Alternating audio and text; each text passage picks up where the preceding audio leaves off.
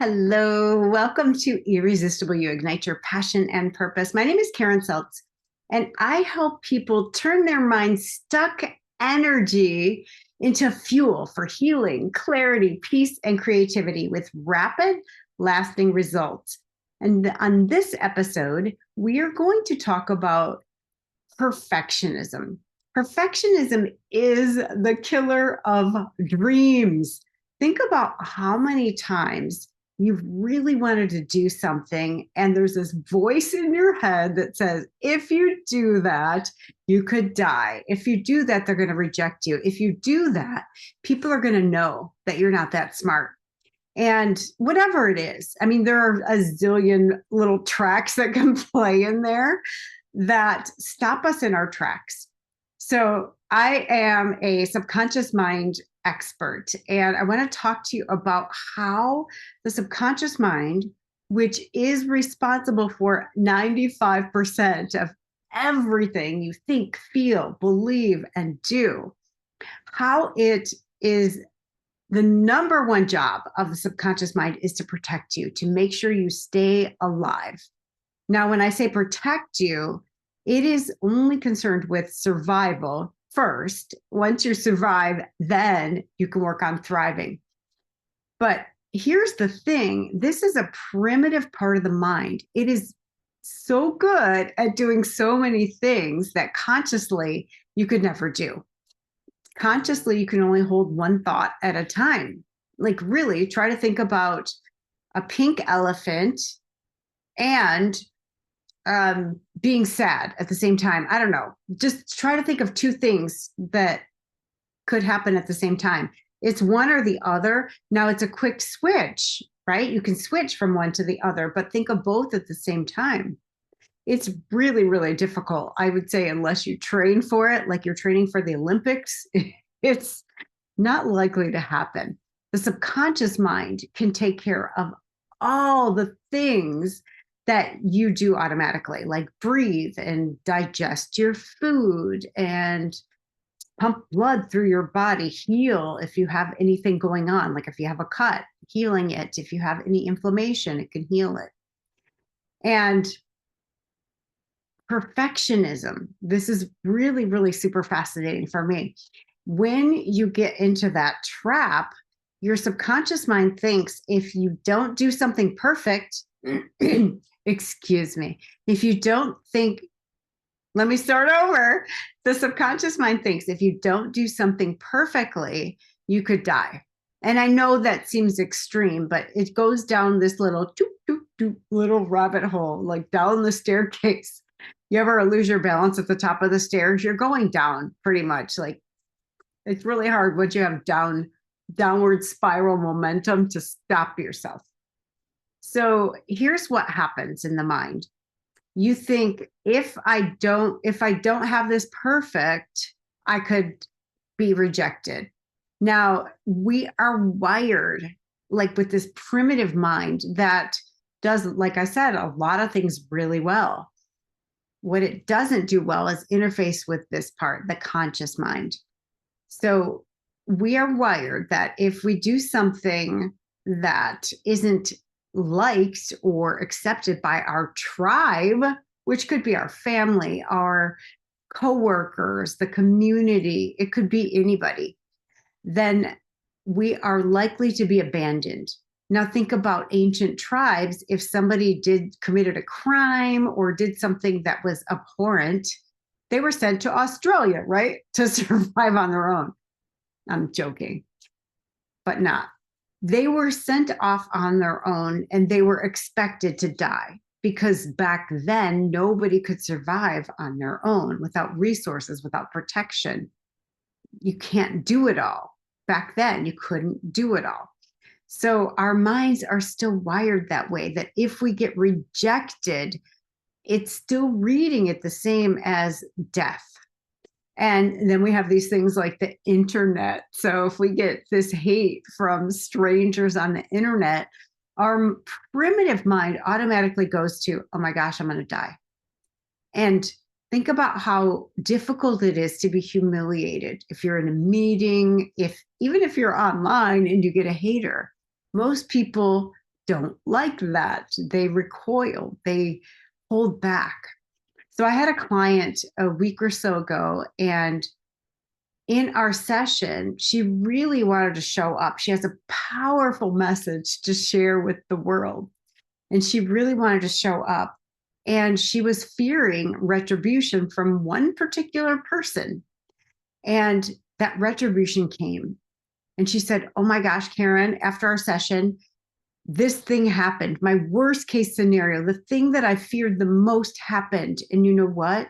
I was neutral." And I'm like, I didn't die. And that gave her the fuel, the power to show up authentically and use her voice because she has a bold message. So sometimes leaning into that worst case scenario, what if it really does happen? Are you really going to die? Like, probably not. I mean, maybe, I don't know. Sometimes when you lean in and really face it, and even if you do it mentally, if you rehearse, what do you do? How do you want to respond if something like that happens? You can maintain your nervous system and you can show up authentically with power, knowing that you're really not going to die, which is the number one directive of the subconscious mind. Now, that particular incident gave her freedom to express herself. And it's so beautiful. Like, this happened, I think, the day after our very first session. So she did a 7-minute testimonial for me. She was just blown away that she could change that much and be completely neutral. And the thing that happened was difficult. And she said, I'm going to survive it. I already survived it, right? So the subconscious mind reads anything potentially dangerous, which could be rejection, it could be humiliation, embarrassment. If you ask somebody out and they say no, it reads it exactly the same as there's a lion chasing you. That is a potential predator. So it sends this cascade of things, like physiological things that happen in your body and in your mind.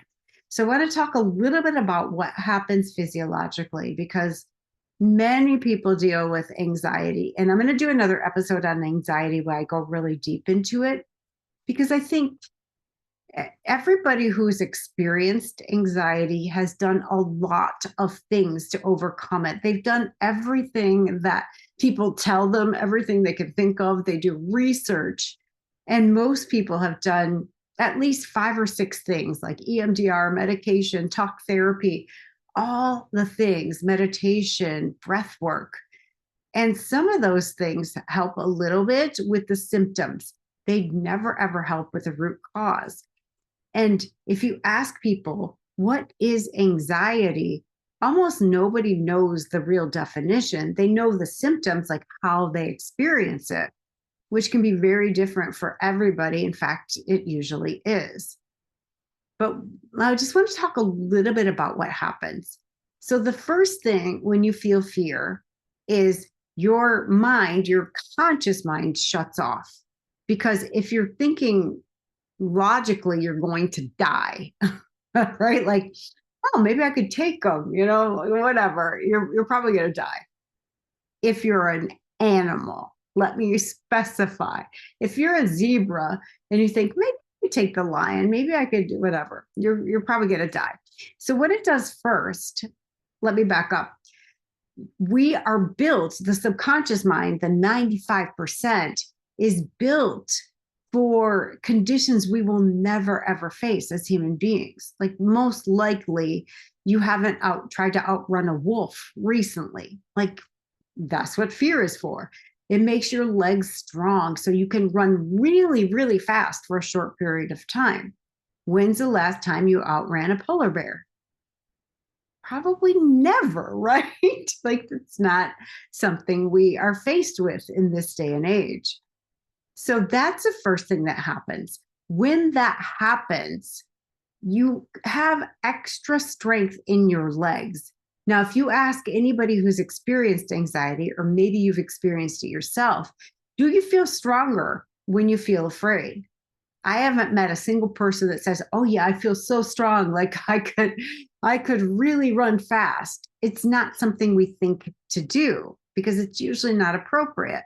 Your boss calls you into her office and you don't think, "Oh gosh, I'm afraid of what's going to happen. I'm going to run away." Right? Your boyfriend says we need to talk. You don't usually physically run away. You might walk away, but you don't usually run. So that extra strength unused for its intended purpose to outrun the predator really quickly for a short period of time, we don't use it. So the extra strength stays in our body. It's extremely uncomfortable. Most people think they get weaker. It feels like weakness. It's very fascinating to me. So the second thing that happens is our respiration increases, our heartbeat increases. So we get more oxygen, more blood to the limbs, so the arms and legs, and more oxygen in the system. So when you're breathing in, I don't know if you could hear that. I was breathing heavily. Zoom cuts it out. When you're breathing in quickly, you're bringing so much oxygen into your body, which is not a problem. It's not. The problem comes from the exhale. When you exhale carbon dioxide, it messes with the balance of the pH in the blood in the whole system. And it makes you feel like you're not getting enough oxygen. If you measured your blood oxygen level, you have enough for many people because you're bringing in so much oxygen. So I'm just going to explain this and I'll explain what you do about it. Okay. So that's happening. And then what happens is the lower mind, not necessarily the primitive mind, but the emotional mind, the amygdala, starts to produce these thoughts, racing thoughts, or the mind shuts off completely. So one thing that your survival is dependent on, imagine you're at a party and somebody comes up to you and says, "You know what? There's a guy who just told me he's going to kill you and your entire family and all your pets." You first want more information. Who was it? What did he say exactly? When is he planning on doing this? Why does he want to do this? You need more information to assess the situation. So the mind starts considering, like, what could be the possibilities here? Why would he want to do this? How can I prevent it? So we're wired to want more information. So when all of that is happening simultaneously, many people experience what they consider to be a panic attack. And here's the thing, anxiety is a fear, right? Fear starts, but it's a fear of the defense mechanism, the protective mechanism, the mechanism that is designed to help you survive. So we start to fear the sensations in our body, like, oh gosh, most people that I talk to aren't aware of the strength in their legs. They are definitely acutely aware of their heartbeat, their respiration, their inability to catch their breath, the lightheadedness. So you might start feeling all of these sensations at once, the racing thoughts, and then they start thinking, what is wrong with me? Oh my gosh, I'm going to die. I can't get enough oxygen. I can't breathe. So what do? Well, number one, you recognize that in and of itself, none of this is dangerous. None of it. Extra strength in your leg, not dangerous. Not. If it's appropriate, run it off. That would be fun, right? Just run. The zebra, when he feels extra strength in his legs, it feels really good to run. And then he resets. The moment the threat is over with, his nervous system goes, oh, there's no more threat present. And there's new research that shows that if a lion has eaten and she's not hungry and she's at the same watering hole as a zebra knows that that's not a threat, which is fascinating to me, right? Like there's a certain stance, there's a certain energy, there's certain information that zebra senses bring in that tells her when lion is a threat. I find that really fascinating, right? Now we could think that somebody's a threat who reminds us of somebody who bullied us in third grade. Even though this person could be really a nice person, our mind might read it as a threat, like that person's evil, right? So if you have this friend named Larry and he's such a nice guy and he's great, and you're like, oh my gosh, I know the perfect girl for him. And so you have a little party and you invite your friend Lucy. And Lucy is fun. She's easygoing. She's like the life of the party. But when she meets Larry, she is distant. She's cold. She's rude. And finally, Larry leaves, and you're like, Lucy, what is wrong? Why were you so rude? And Lucy said, well, he's evil. And you're like, well, what do you mean he's evil? He's like one of the nicest people I know. That's why I thought you guys would hit it off. She's like, I don't know how I know, but I know he's evil. I could just sense it. What Lucy doesn't know, what you don't know, what Larry didn't know is that Lucy was bullied in 8th grade by this guy named John. And John had the same voice quality as Larry. So it's activating this lower mind, the subconscious mind that's scanning for threats. And Lucy's like, oh no, this is just like John. Now, this is all unconscious. She has no idea it's happening. But her mind is reading him as evil, like he's going to bully her and hurt her. So she reacts to that. So all of that can happen as well. So what do you do about it? Number one, you recognize like, oh, this is normal. It's not going to hurt me. If you know there is an end to it, if you know that, like, say you have situational anxiety, like you get anxiety when you go to a party. If you know, like, hey, you know what? I can go outside for a little while and be by myself. I can reset my nervous system. The party only lasts like 2 hours. There's an end to it. Usually that makes a difference if you know there's an end. If you don't know, if you think really, if you've never had anything like this, it's super duper scary. I have had panic attacks. They are frightening because it's so out of control and you don't have access to your logical mind. So it does feel like you're going to die. Many people, including myself, felt like I was going to have a heart attack. Like I really couldn't breathe. I was breathing, but I couldn't get enough oxygen. And so many people that I've talked to that experience anxiety have that exact same thing, but not everybody. So one thing you can do, that is one of the ways that you could slow down the breathing. If you can think about what is a color, like it could be your favorite color, it could be a color that represents serenity for you. You get to do this ahead of time before you're like in the moment, because if you're in the moment, your mind doesn't work. So you get to like kind of install it. You get to install it by repetition. The subconscious mind learns by repetition. It's also very good with understanding symbols. So if you think about what color represents peace, calm, safety, whatever it is that you think you might need in a moment. And a few times a day, just breathe in that color. When you're feeling okay, breathe it in. So let's say it's blue. You breathe in blue and you exhale through the mouth, thinking the word release. And you do that several times every day before you need it, right? Then you've installed this. One other way, anytime you can slow down your exhale, make it longer than your inhale, you're doing well. Because the subconscious mind knows if you're breathing slowly, especially if you're exhaling slowly, there is no danger present.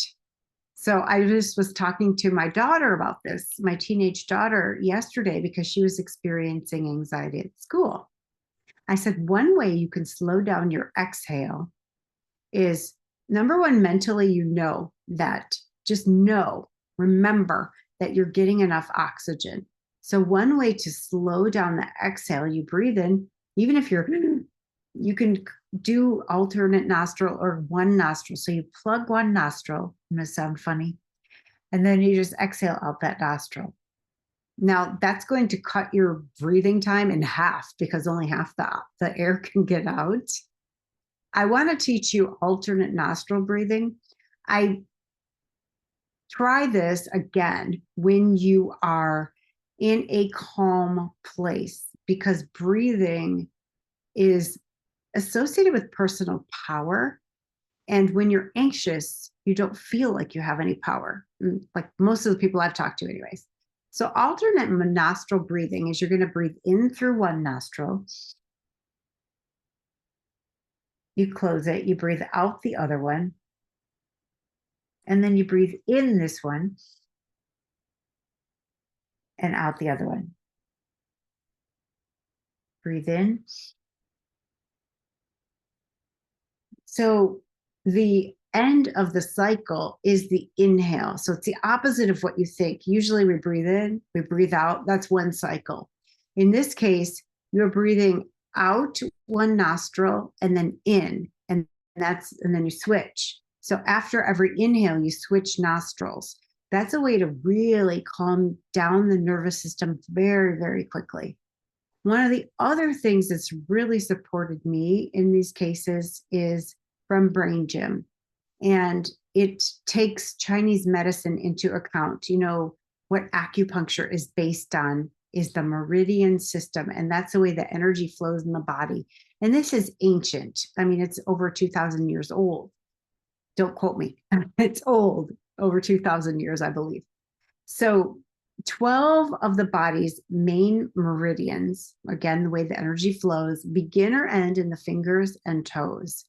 And one way to calm it down, because the energy is so frantic, it's going everywhere. It's like, the chicken with the head cut off, is to do something called whole brain posture. It used to be called hookups, which we can't really say anymore, but I do because it's funny, and that's the original name. So what you do is you're going to take those 12 meridians and put them in a figure 8, an infinity sign.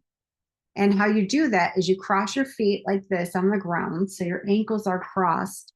So the left foot's on the right foot's on the left, and they're flat on the ground. And you can do this seated or standing up.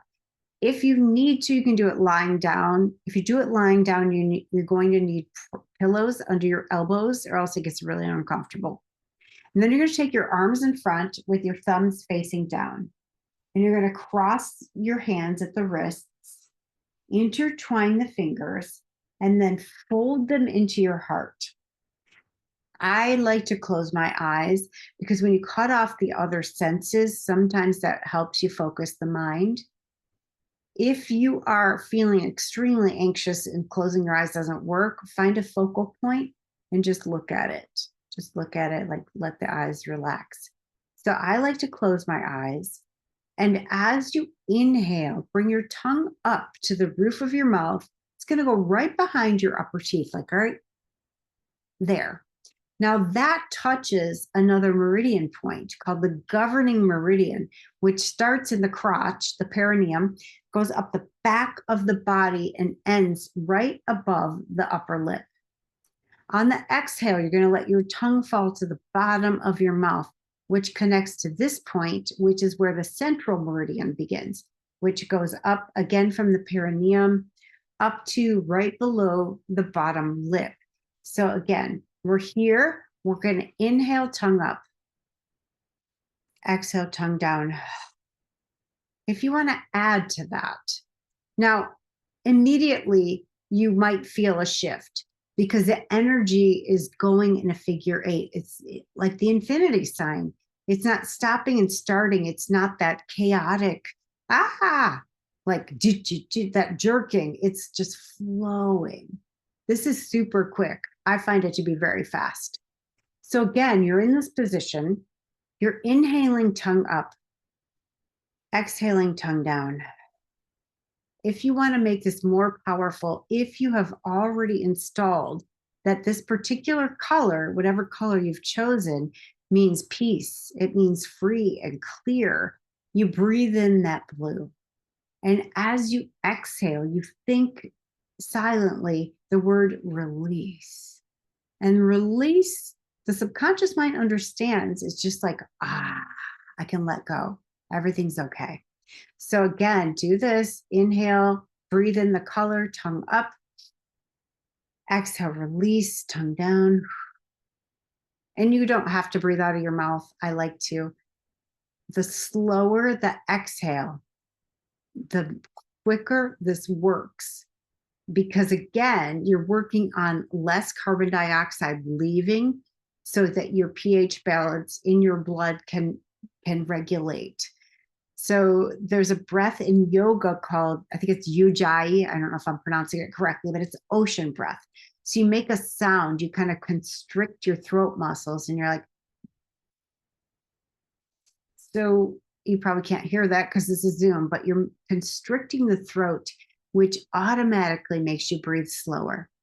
If you're having trouble with that, you can breathe out like a straw or a pinhole,